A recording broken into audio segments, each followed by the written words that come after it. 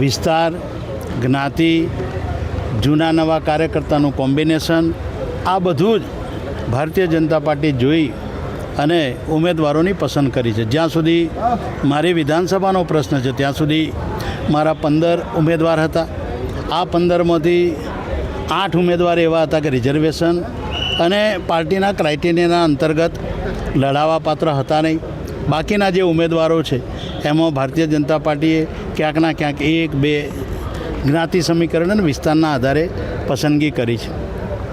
45 વર્ષનો જે ક્રાઇટેરિયા આવ્યો એના કારણે જે મહામંત્રીઓ જે વર્ષોથી કામ કરતા હતા, જેમને પણ ક્યાંકના ક્યાંક પ્રમુખની તક ના મળી હોય, તો આવા બધા જ કાર્યકર્તાઓને પણ પાર્ટીએ આ ચૂંટણીની અંદર ક્યાંકના ક્યાંક તક આપવા માટેનો પ્રયત્ન કર્યો છે.